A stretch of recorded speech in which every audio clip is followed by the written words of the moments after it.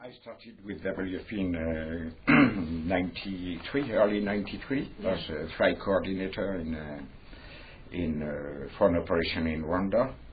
I was hired because I was speaking French speaker, and we needed a French speaker. And then moved to Liberia, to Sudan, to Kenya for Sudan, and was called to take over aviation, which was not a unit at that time, but just starting section in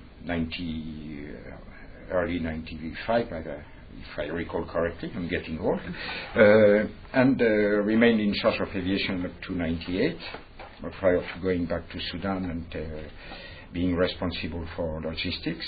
And again, I was in charge of then staffing coordinator for WFP logistics from 2001 to 2005, I think, and then back to aviation since 2006. But aviation has always been part of my activities, but aviation as part of logistics, it has always been. I think we logisticians, we have to be involved in everything. We have to know everything, to know what are the programs, to know what is the political context, to be informed, to speak, to be curious, because you will not succeed in anything if you don't know what is happening. So try to be informed and not to be squared in your own area of activity or of expertise. You need to know everything. And if you are in a country office and you are a logistician and a project is being designed, you have to be here and active in the preparation of the program from the first day. Not waiting for the others to tell you we would like 10,000 tons of food here and there, and then you discover the plan is totally unrealistic. You have to tell, that's what we can do. Let's see how we may work around, or you want me to do that, let me explore the possibilities with my colleagues and so on, and then we will work better.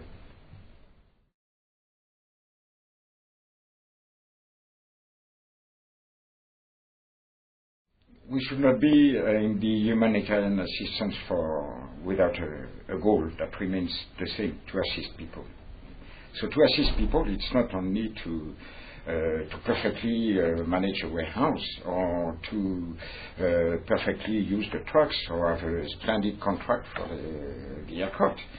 To be part of the game is to know why we are in an operation and what is our role, what brick we may bring to the wall, and how we can do that with the others. And that's where I started to be involved with the humanitarian work, doing charter for the MSF, MDM, all those NGOs and everywhere. And where it was extremely interesting because we were a group of people from the commercial sector, but with the same spirit. Then they founded Atlas Logistics in France, for example. These are the group of people I'm talking about, with a will to do something. And then the company collapsed. I was jobless, so when I was called by WFP, I had sent my CV. I had a few attempts. I was called, it's urgent, you should go tomorrow. Christmas Day in 92, I remember, you have to go tomorrow to Wajir in Kenya. And then I have not heard from WFP for 3 or 4 weeks. Then it was another thing, and then in March 93 I was called for Rwanda, and I went to Rwanda. And since then I've almost consistently been with WFP.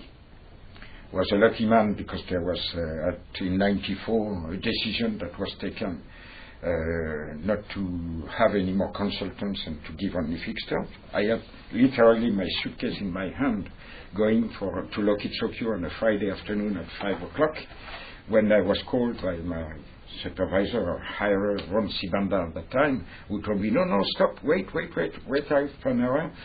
I will send you a fax with a fixed term contract. I did not know what it was. I had no idea of what was P3, P4, P1, probably signed the wrong contract at that time. But that's when I always started as a fixed term with WFE, in fact. And then I almost never left. Times have changed since then. For the better? Yes and no. I think probably what I recall and the way I managed to learn everything is that I think as aviation in my first year in aviation with all the crises existing around the world, as a P3 I was involved in all the big decisions. I remember some task force on Angola and Sudan where if you were able to deliver, you were recognized as a valid interlocutor and given the responsibility. Better not to fail, but if operations were successful, you build a trust and people know you. And working with emergencies in aviation, you are involved in crises all over the world, so you deal with many interlocutors. You don't know them, but one day you meet them, and it's as if you had been friends for years when you meet them after you have exchanged. I think we try to specialize too much things, to look at ourselves too much, and we publish a lot of studies, we do a lot of work plans, we spend half of our time doing stuff when we are not. The way I looked at my work, you come to a country office, you are brand new, you don't know WFP, you don't know what are the acronyms and so on, but then you sit and you tell, well, what can I do? And you don't look at your TORs and telling, no, I see this one, this is not working, but no, it's not in my TORs, I will not do. If you are curious, if you want things to move, you tell them, no one is doing it, let me take care of that. So you just, in WFP, what is wonderful, and I found the same as in the private sector when I started 20 years before, is that if you take the responsibility, people will let you take the responsibility.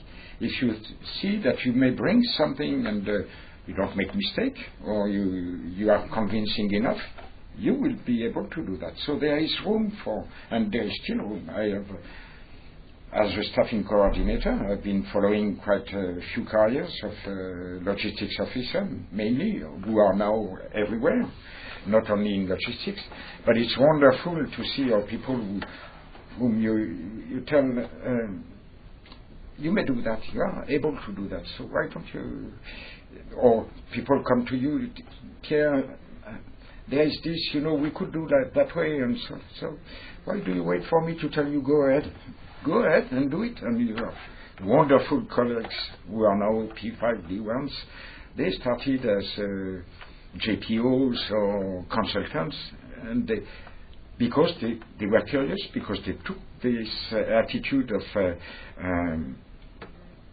seeing problems to be solved, asking for advice, and it was a bit of a joke to tell them, go ahead, you should have known to do it, because they were not sure they could do it, they were authorized to do it, or so on. So you force people to do. You tell, I cover you. I will. If something happens, I'll be there. And I think I've always been around the colleagues in logistics, supporting. But it's wonderful to see how people may give much more than we expect normally.